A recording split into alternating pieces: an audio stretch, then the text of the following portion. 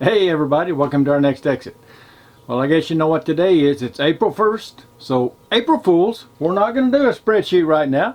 We're going to go check out a channel that we watch every Sunday night called OurEndeavor. They do a live stream and I think you're going to like it. Check it out.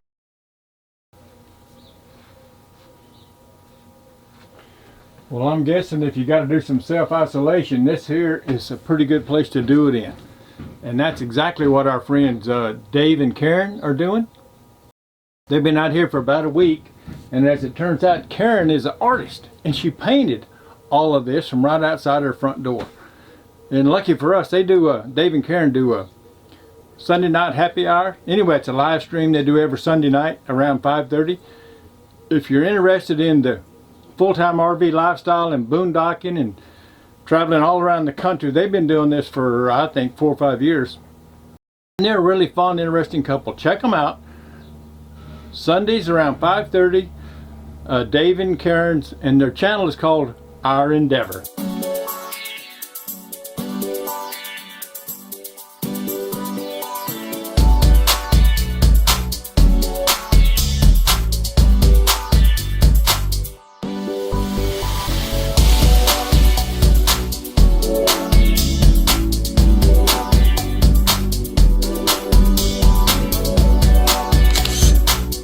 I gotta admit, this really doesn't do it justice, so let me let you see what it looks like in real life as Karen painted it, and then how Mother Nature painted it. Nice painting. I'm gonna put some flowers in there. Wait, we can use that as the background. Right about there. There. How's that? So we'll use that here. We'll just actually have to keep it close right about there. All right. But yeah, still working on that. That's what I've been doing this week. How's that for some trick photography, guys? I'm gonna come back and look at that video and check that out because that's pretty darn cool. She is very talented. She does a great job, and she loves doing that stuff. So that was kind of fun. I never knew that Karen could do that. And in fact, we've never even met Dave and Karen. We followed their channel for a couple of years now. But now that they've been doing these lives, we've really enjoyed watching them. They do a lot of boondocking, but they do a lot of moving around. And you never know what you're going to get when you tune in on Sunday night. And with all this self-isolation and social distancing and all that stuff, a little lighthearted entertainment comes in pretty handy, and we really do enjoy it. But anyway, that kind of leads me into, just like Karen had those hidden talents and skills that we had no idea about, with the way this economy is going and stuff, we'll get into the spreadsheet in just a minute. I just wanted to talk for a second about something I was thinking this morning. I mean, things are really changing in America, the way business is running and all these businesses closing, and they're going to have to reinvent themselves. And I'm sure a lot of you guys have lost your jobs, got laid off, or where you work is closed and you're kind of concerned about what you're going to do. And I'd like to recommend, I've had a couple of careers in my lifetime.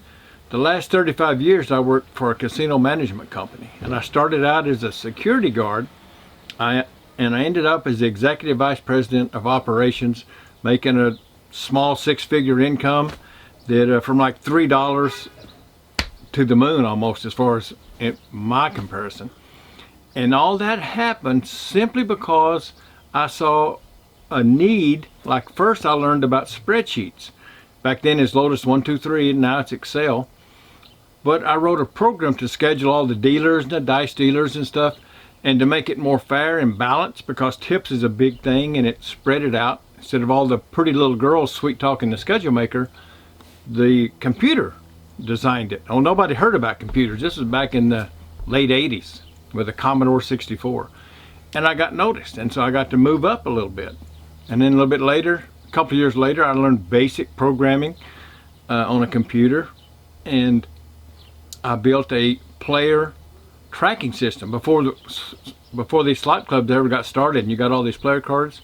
Back when that was first starting, that cost several $1 million for a casino to install that. I wrote a program where it let us track people's plane, and I'm just a country boy with a high school education. I saw a need. I talked to my boss, which I had a wonderful boss. He let me take off 3 months. I told him I thought I could do this. I took off 3 months. I learned how to program in that 3 months, very, very basic. And we built it up over about a year before we installed it. But we put it in 3 casinos that we were operating. And we used it for a couple of years. And then finally the commercial slot accounting system got pretty predominant, and so we had to buy those. But our little system that we were using, it printed out a card, put your picture on it, your name, and we could track what you was playing, and then we'd let you earn, you know, food credits and motel stays and all that kind of stuff. So my point is, well, if you're laid off, if you're one of these folks that got laid off, start learning a new skill. Now, I don't know how you make money in painting, but I'm sure there's ways. But I do know that in business, as a manager, I was always looking for somebody that wanted to go that extra step, wanted to do extra work and help, seriously wanted to help work more and help the company become more productive. And that's what Excel will do for you, even starting out with the basics. And with the economy, how it is potentially changing, the government is just wanting to throw money at people to start businesses and stuff. It's going to be a whole new world out there in just a few months. And if you guys will take some time, learn some skills, I just want to encourage you to not just, if you happen to have got laid off and you're maybe in your early 50s or something, and you've got some savings and you think you've got $30,000 or $40,000 to live on, and so you're going to just give it up and go live the full-time RV lifestyle, think about it. This may be a golden opportunity. It sucks now, but this could turn into be a life-changing, positive, productive, as far as financially, not for getting sick and the people that are losing their lives and stuff, but for financially, it may look rough now, but think about, have you got some skills? Can you learn some skills and put them to work, starting your own business, or finding a job that you think you like and talking to the supervisors and managers and letting them know that you've learned these skills and you want to do more and you want to be productive. What do they need from you? And you may be surprised if you get on the supervision or the management side of the team, just how far you can go. And it certainly worked for me, and I got a feeling that it would work for a lot of you guys, because I am not a bit sharper than anybody else in there. It just takes some hard work, dedication, and looking around, seeing where there's maybe a need for some skills you got. I'm going to go through the spreadsheet here real quick. I think most all of you know how this works. So let's see if we can't go through it pretty quick. I've wasted enough of your time already. And let's go over what happened in March.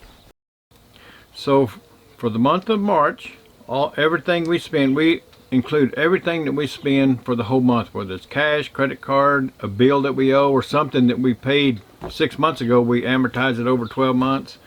It all goes in here, and that'll become clearer as we go down this column. But this is all of our expenses in March. We drove 215 miles in March. The last 12 months, this column here is the totals for the last 12 months. So the last 12 months we drove 7,500 miles, that's right here. And then divide that 7,500 by 12, that says for the last 12 months we've averaged driving 628 miles. And then we've been on our adventure since June of 2017. That's 34 months. So in those 34 months, we've averaged 673 miles a month. So pretty consistent. We moved 3 times in March from Imperial Dams, that's just north of Yuma, down to RV Park in Yuma. And then from Yuma to Welton, that's about 30 miles east of Yuma. And then from Welton, we went to Foothill West. That's just south of Phoenix. We spent 24 nights inside the Trails collection this month, and we're a member of 1,000 Trails, and so when we stay inside that park, it costs us no money. They're free. We bought a membership to stay in them for free. So we spent 14 nights at one park. That's the one just in Yuma. And then we spent 7 nights here so far this month at Foothills West for the month of March. And then the remaining 7 days were the 7 days we spent at our friends Scott and Tammy's. They have a 8,000 square foot plot of land that they're building a winter destination. They're putting in cement, building an RV park, an RV port to park the RV underneath, and then they're putting in a little casita for laundry and shower and toilet and stuff, and then they're going to put in a regular 700 or 800 square foot house probably next year. So thanks a lot, Scott and Tammy. That worked out really great for us. I'm going to skip these three for right now, and this here is diesel fuel. We spent $203 for diesel fuel, and I want to show you, if you want to know more about this, go over to Our Journey in Miles. Mark and Sue, they made a great video about this, but you can get a card where you can buy fuel off of a trucking company off of their account and get their discount. And if you go to Love's is where you get the best discount. As you can see, it was priced at $2.94. This is the Love's right outside of Yuma. We paid $1.70. If we stopped there, we'd pay $1.73. So we'd save $1.21. Now 10% of that savings they keep for letting us use their card. So they'd keep 12 cents, and so we would save $1 and a dime. If we went to this one here, this is at Quartzsite, we'd save $1.02 from 280 Ford, goes down to 282, and then they got another one in Gila Bend, save 96 cents. So that's the biggest saving. Usually it's from 40 cents, 50 cents, 60 cents, something like that. But as this fuel prices are going down, the price of oil is going down. As you probably have noticed, when oil prices goes up, truck stops raise their prices up real quick. As soon as the price goes up, the price on the street goes up. But as prices go down, they're real slow to bring their prices down, and so they're buying it for probably like $1.70 or something. In Love's, I mean in EFS, this trucking company is getting it for cost plus a nickel or something. So their cost is very low. They're still making a few cents there. But that's awesome. Go over to, I'll put a link to Our Journey in Miles at the end of the video. But go and check this out. If you have a diesel rig, especially if you have a big Class A diesel pusher, this is just a no-brainer here. We spent $2.03 this month. For the last 12 months, we spent $3,500. We averaged $295 for the last 12 months per month. And since we've been on the road, the last 34 months, we've averaged $330 a month. And then coming back to this row here, for this month we've averaged $6.55 a day for diesel fuel. For the last 12 months we've averaged $9.68 for diesel fuel, and for the last 34 months we've averaged $10.87 average cost per day. And some people were asking me why did I keep it tracked like that, and that's just because that's the way I've done it for a number of years. But I added this row here, our diesel cost per mile driven in the RV, to maybe make a little bit more sense. So this month, for every mile we drove, we spent 94 cents. Now it's going to come out odd looking at it by the month, because we have a full tank of gas. We just spent $200, and so it seemed kind of high. But for the last 12 months we've averaged 47 cents, and for the last 34 months we've averaged 49 cents. And historically, I've always kind of heard that your fuel average costing you 50 cents a mile, and your maintenance will cost you 50 cents a mile. So you ought to kind of count on spending $1 a mile for fuel and maintenance on an average Class A diesel pusher. The fuel is working out to be pretty much that amount. The maintenance, I don't track it that way. Ours is kind of unusual, so I don't do that. But that's what those two rows are for. Our campgrounds, we spent $157. So for the month of March, we averaged $5 a month. For the last 12 months, we've averaged $7, and for the last 34 months, $8.29. So if you don't have 1,000 trails or any membership like that, if you go to a campground, you're going to average spending $30 to $50 to $75. If you look at the same guy, Mark and Sue, he's got his video. They don't do 1,000 trails. They go to mid to high level campgrounds, and I think he averages 75 or 80 bucks a night. I know he spends about $1,000 a month more on campgrounds than we do. We have a great comparison at the top of our YouTube page, and it says, are you interested in the full-time lifestyle? Can you afford it, or something like that? Click on that and it compares our year to Mark and Sue's year. That we don't go to Walmarts or anything because I'm too intimidated by wheeling 65 feet of machinery in an unknown parking lot, in an unknown neighborhood, in an unknown area. And the people that can do that, I literally tip my hat to you. Yeah. You're a lot braver than me. I'm not talking safety brave. I'm talking about just, you know, running into objects and shopping carts and stuff. So we just shy away from that. Literally 99% of our camping is all done in private campsites, and we'll get into that. About a year ago, Mark sent me an email, and we, as most of you know, we send out our, anybody that wants it, a spreadsheet that has all of our expenses, and then you can use the formatted spreadsheet to fill in your own numbers to build your budget.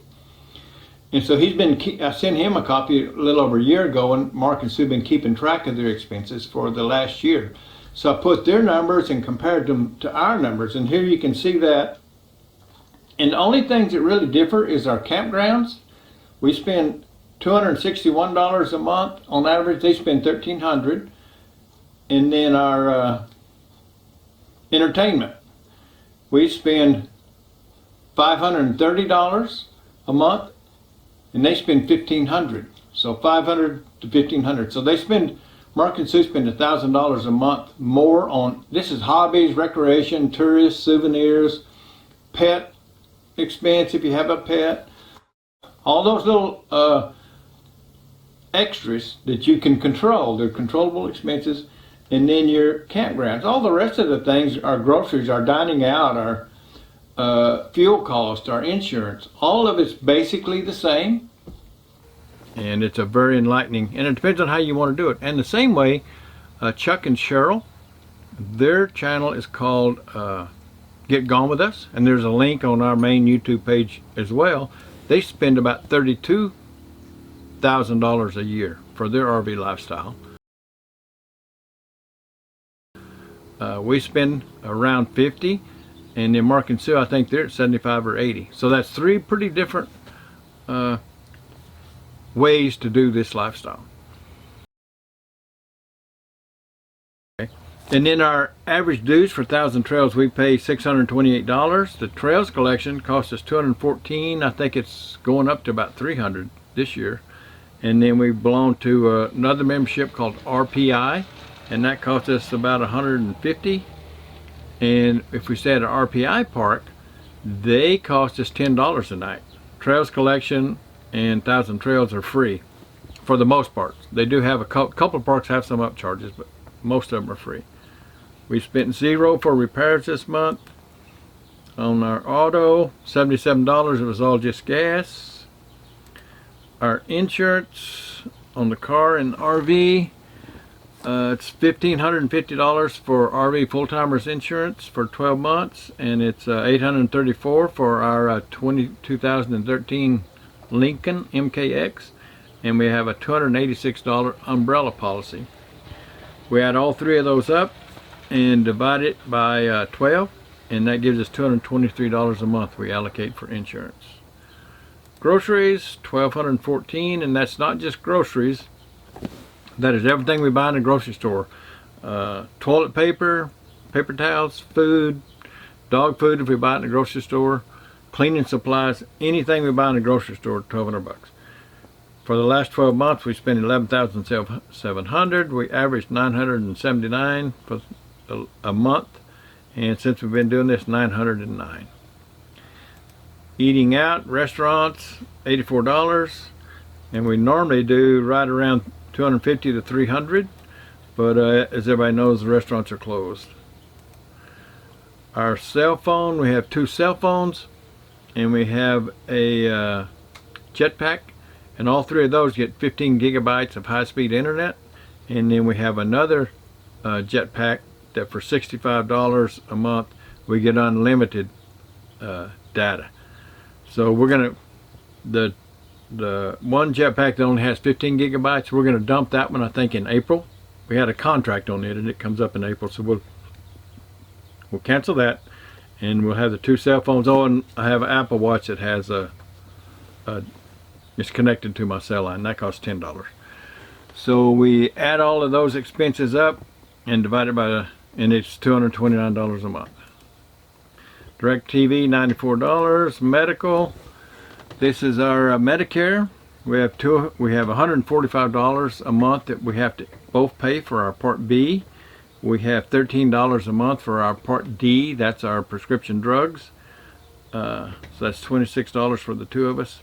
And then we have a Part G that pays the co-pays and everything that Medicare pays for 80% of your medical. So this pays the other 20% in co-pays, except for your I think it's almost $200 deductible. It doesn't pay that. And so I hadn't been to the doctor this year, but Pearl did, and so she's paid $185 so far for her deductible. And so that's what that $757 is. Pet care, we had to have Tinker groomed. That was $58. Recreation, I bought a little app so I could find the stars, and there was a little dot up in the sky. I was arguing with Pearl and Tammy and Scott about, they said it was a star, and I'm pretty sure it's a satellite or maybe even a planet. We never did find out what it was. It's still up there, but that's what that was. Computer software, renewed our Bitdefender. Joe, the computer guys, said they got a free version that's just as good, that I shouldn't be paying this, but anyway, I did. Nothing for clothing, nothing for mail. So for the month, we spent $3,189. That's $102 a day. For the last 12 months, we've averaged $3,900 a month. And since we've been RVing, we've averaged $4,185. Last 12 months, we've averaged $47,240. And since we started, $50,218.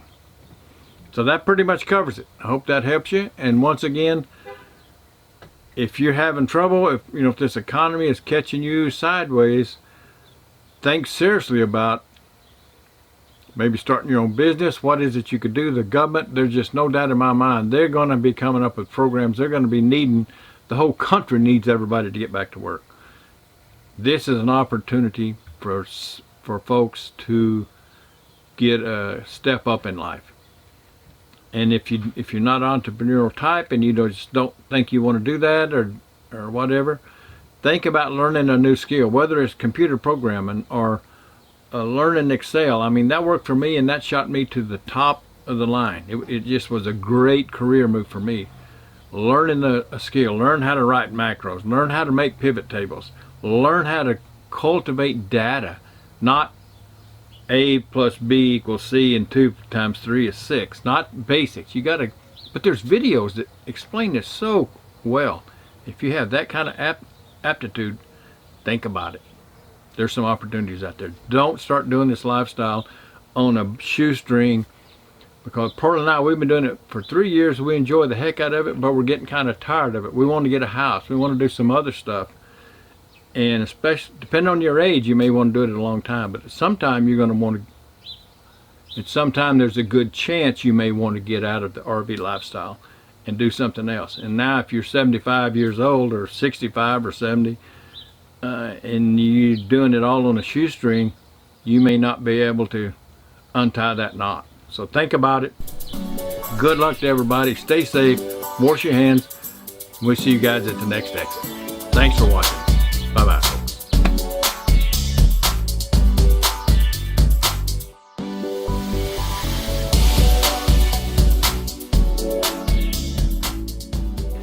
I got no idea how many of you are still out there and hung around all the way to the end, but if you made it this far, then you might have an interest in meeting us over there next Sunday night at 5:30 at Dave and Karen's YouTube channel for their live chat.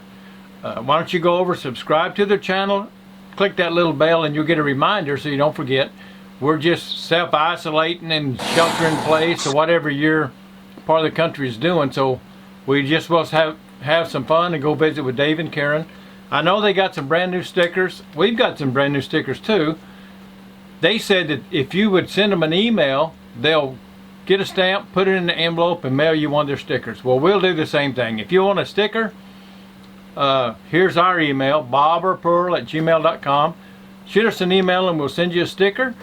And we'd love you to take a picture. If you do stick it somewhere, take a picture and let us know where you put it. I stuck mine on my coffee cup here. And Dave and Karen, they just ordered theirs, and they're sheltering in place too, self-isolating, so they haven't given out hardly any either. So send them an email. I don't remember their email, but I'm sure he'll tell you next Sunday. Ours is boborpearl@gmail.com. Shoot us an email and we'll mail you out a sticker. We've got 500, so until we run out of them, we'll keep mailing them. So hope to see a whole fistful of you over there. And until we see you again next time, keep the wheels rolling, stay safe. We'll see you at the next section, or we'll see you at Our Endeavor. Bye-bye.